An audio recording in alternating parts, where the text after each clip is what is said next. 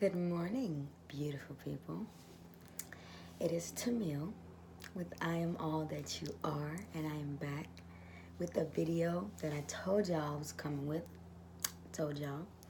Today, we are talking about healthy detachment, aka letting go. Now, we're not going to get into everything all at once. I'm going to give you these things kind of in a one by one sequence, a list sequence.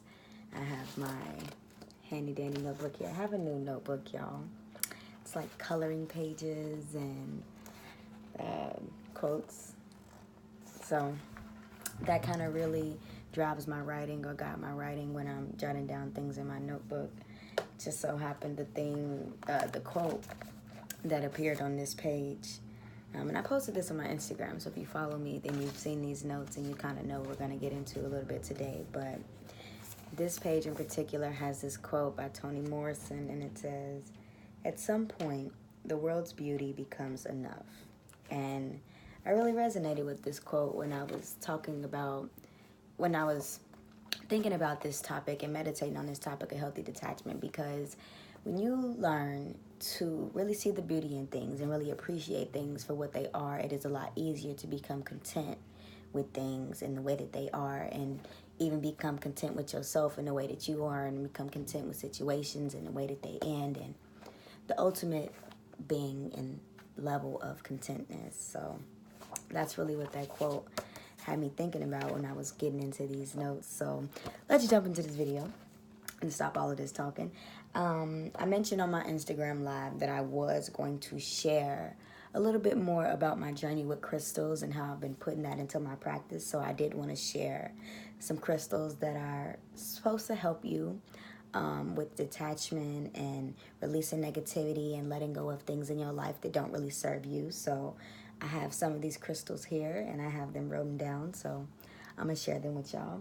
And one of the first ones that I'm going to share is Lapis Lazuli, or Lapis Lazuli, however you like to pronounce it. And I really like this crystal because it's supposed to be a crystal for inner wisdom, and it's a blue crystal, so it's good for your throat chakra and speaking your truth. So it is a universal crystal. Well, it is the universal crystal for truth and wisdom, and it really helps me release my truth and kind of find balance and what serves me and what no longer serves me, and it helps reveal for me what I need to let go, when I need to let go of things, and when I'm coming to that space of needing to clear myself of things that no longer serve me. Lapis Lazuli does definitely aid me in that, in my journey. So next we have Citrine.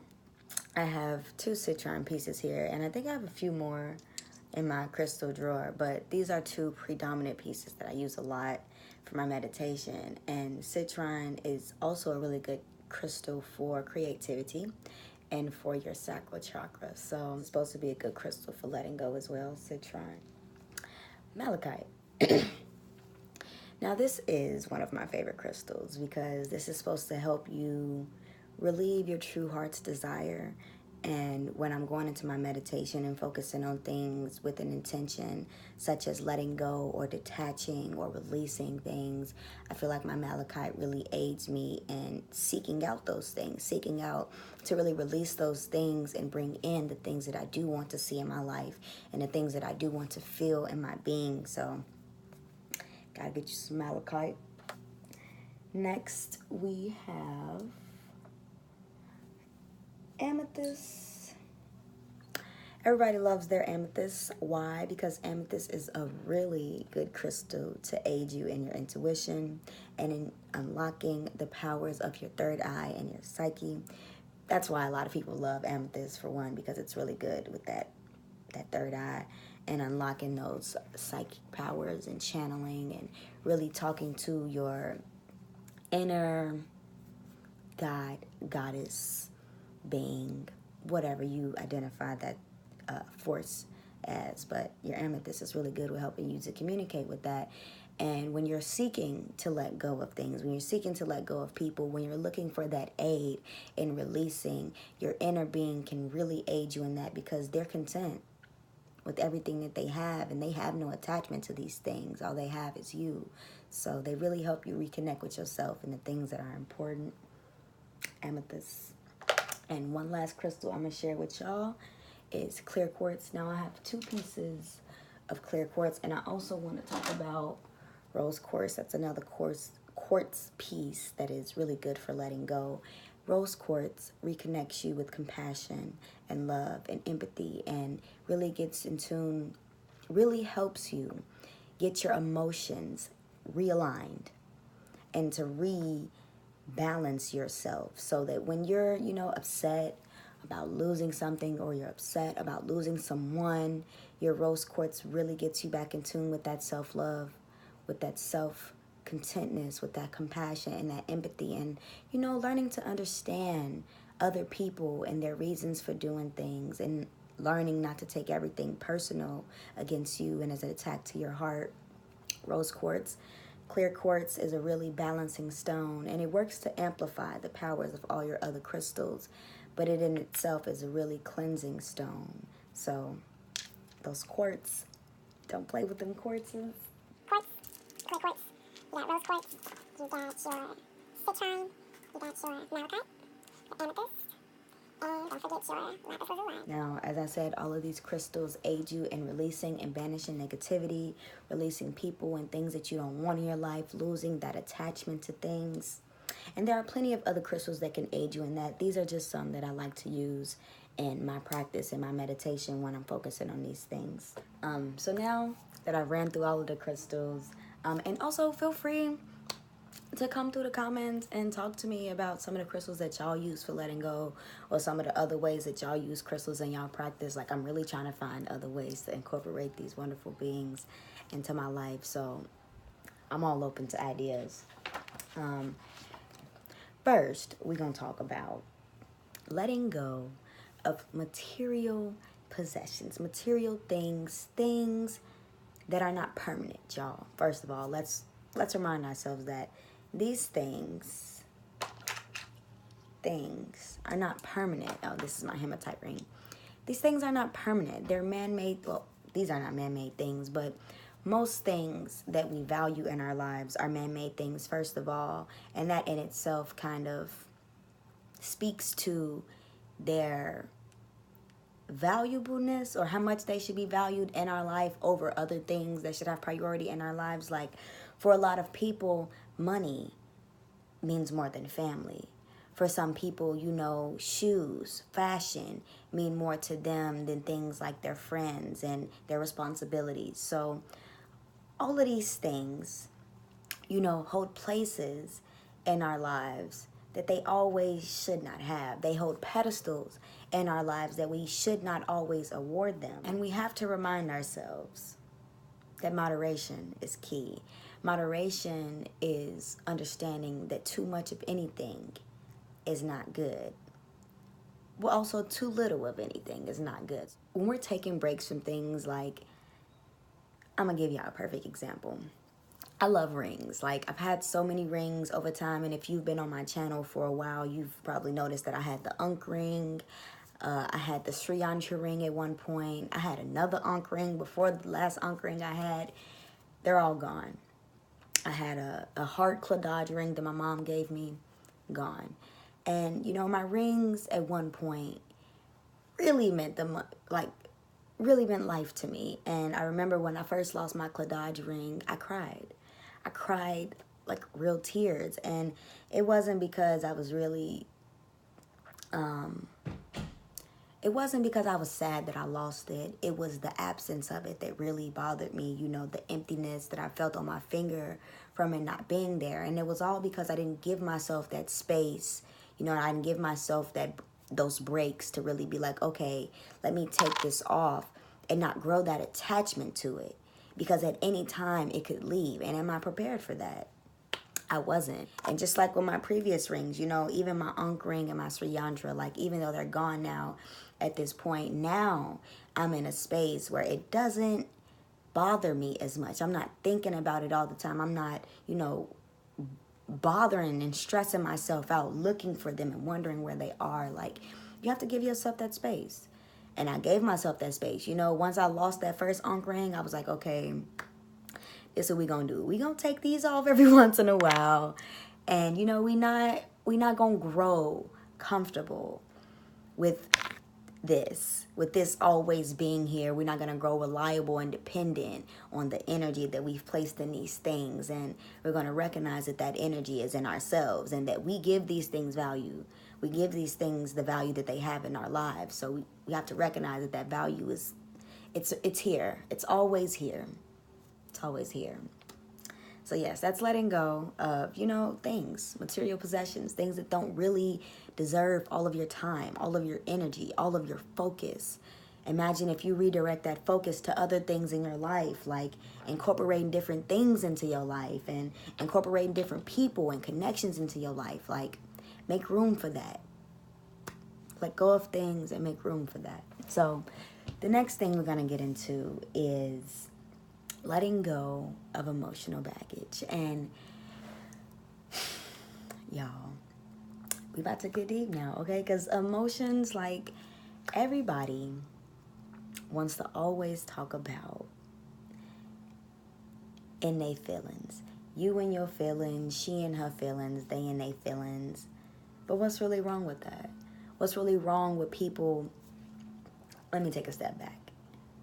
There is nothing wrong with that. The conflict is that people do not take the time to really get to really understand their emotions, to ask themselves, what am I going through? Why am I feeling this? So then they get around other people and they release that emotional baggage onto other people. They release those emotional burdens onto other people. And that is when people be like, oh, you and your feelings. That's when people be like, oh, like, I don't really want to deal with people and their feelings and their emotions. That's when people get into that space. Because nobody should have to deal with that. Nobody should want to have to deal with your emotional baggage or your emotional miscommunications. Like, you need to take that time to first be like, okay, I'm angry. Why am I angry? Or even when you're feeling your best, you're most happy, when you wake up in the morning and you're like, wow, like, when you're walking down the street and you're like, this is an amazing day. Take that time to really think about, you know, where is that emotion rooting from? What in your day gave you that feeling? What in that moment made you angry? What did that person do in particular that invoked those type of emotions out of you?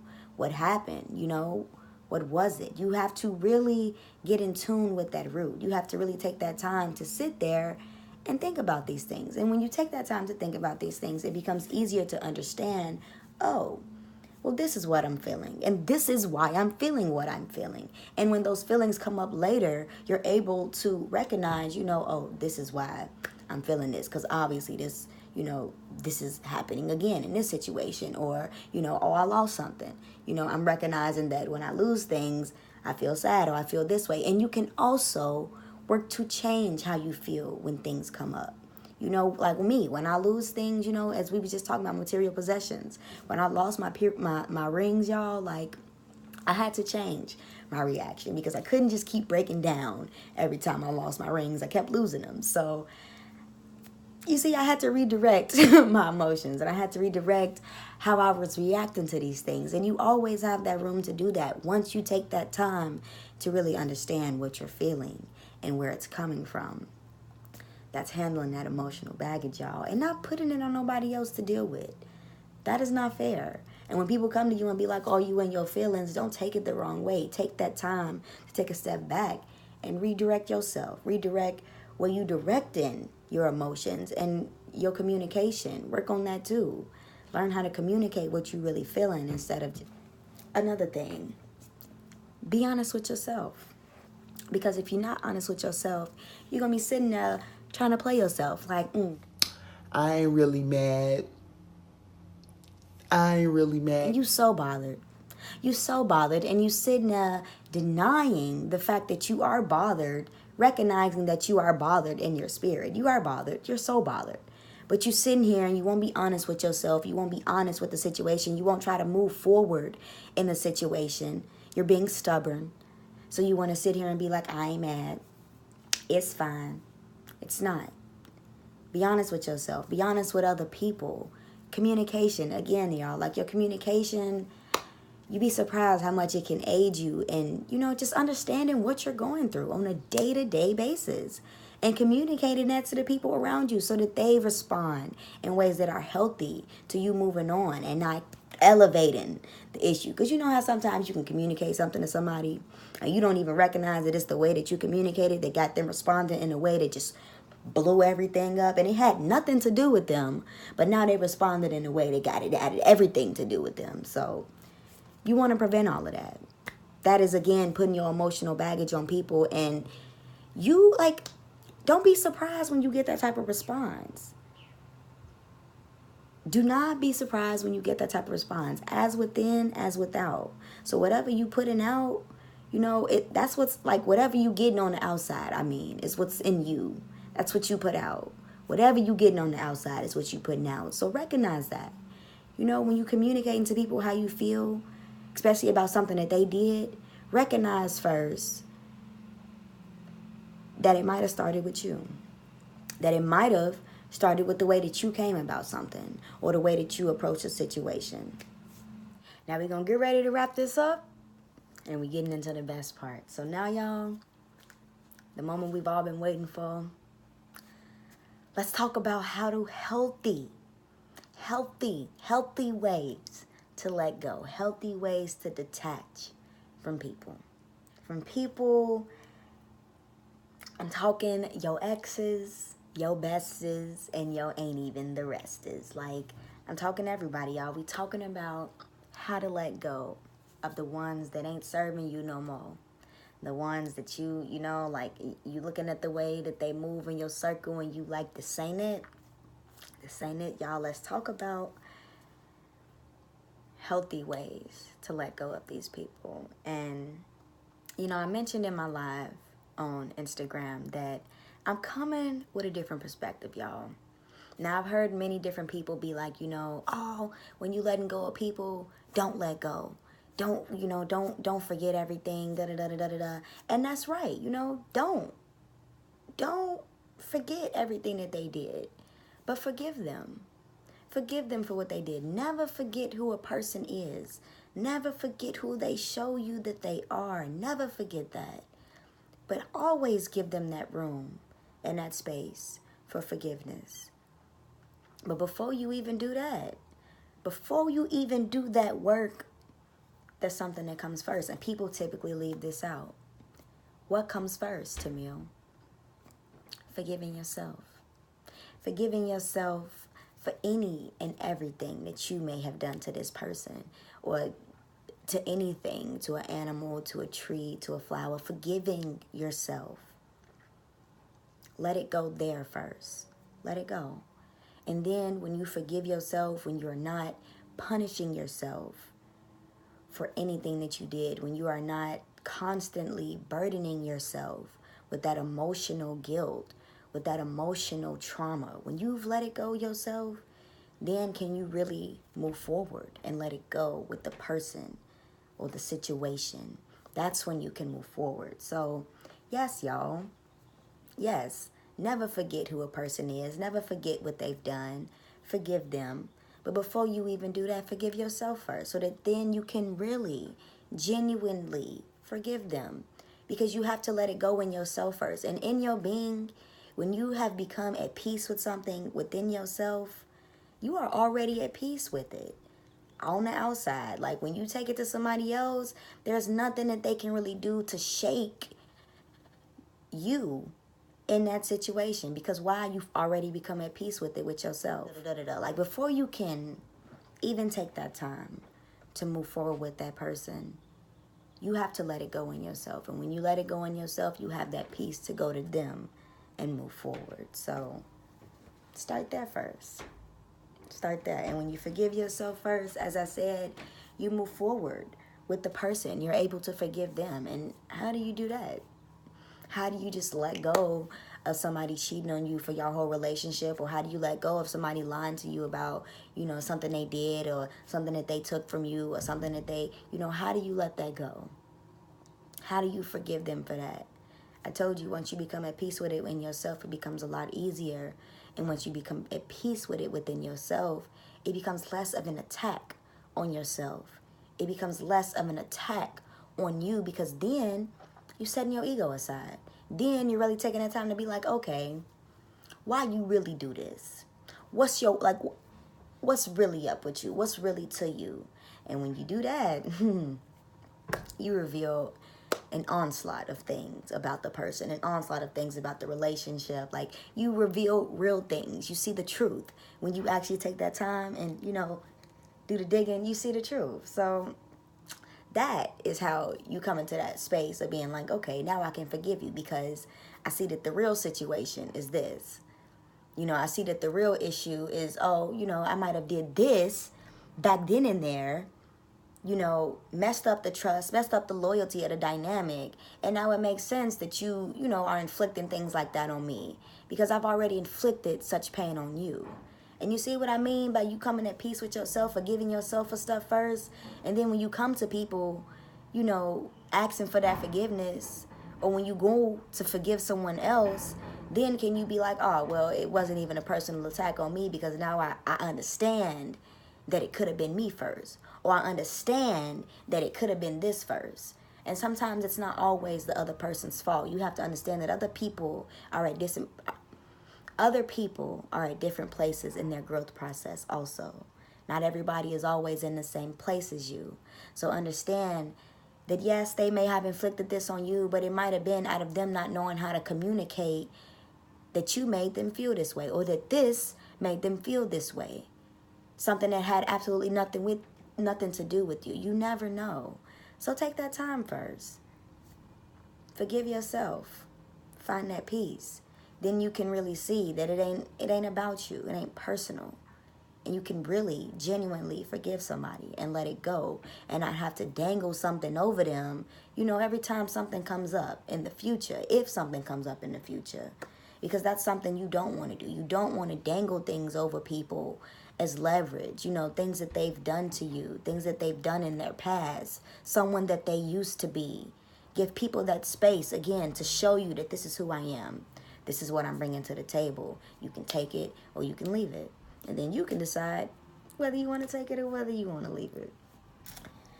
Now, another thing with letting go of people is, and this is something that I realized in my meditation the other day, is you really have to, if you want somebody to come back, if you want somebody to re-enter your life and, be your friend, be your lover, be your cousin, your sister, your mama, your daddy, whatever, again, if you want this person to re-emerge themselves into your life and to hold that place in your life again, you have to give them space. And not just physical space, you have to give them spiritual and emotional space to heal. And y'all, the other day I was meditating. The other night, actually, it's like 2, 3 in the morning, the spirits is talking to me, and I'm sitting there and I'm like, I'm crying, and I'm like, please, forgive me. I love you. Come back. Forgive me. I love you. Come back. And something spoke to me. Something's like, as I'm saying these things, something told me, I love you. And because I love you, I can let you go. And I can allow you to come back in my life when you are ready to come back, when you've had the time to take the healing that you need. Then am I ready? Then will I be ready for you to come back. And I love you, so I will give you that space. When you really love someone, you can let them go. Period, point blank. And we all know this. We've all been here. We've all heard this. These are things that we've all experienced in our life, places we've all visited in our life. So when people give you space to miss them, you miss them. And you grow to appreciate them more.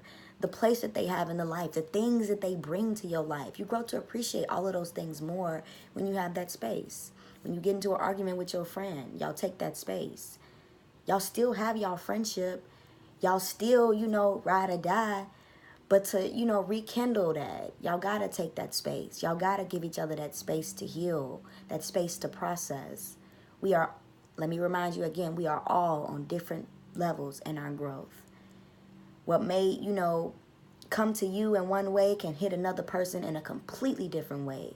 Be prepared for that. Be prepared to give them that space in that time.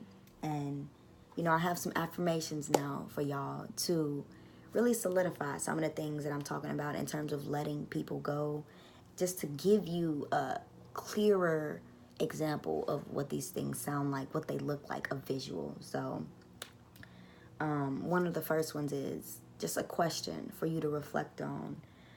Would you want someone to hold on to you even when you recognize that, one, it pains them, it might pain you, it's hindering your growth, or it's hindering theirs? The question again, would you want someone to hold on to you even if you recognize that one of these things may be existing in a dynamic? Think about that. An affirmation, I can love you without needing to control you. And, you know, I noticed that in our generation, we are learning to let go of possession, but some of us are still holding on to this really strong. You know, we need to have that title, that my man, my woman. We need to have that.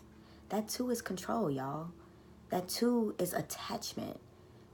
And when that person, you know, when they leave, when they want to wake up one morning and be like, hey, I don't feel the same way no more, do they have that space to do that? Does that label allow them that liberty to do that? Think about that. I can love you without needing to have access to you at all times. I can be patient.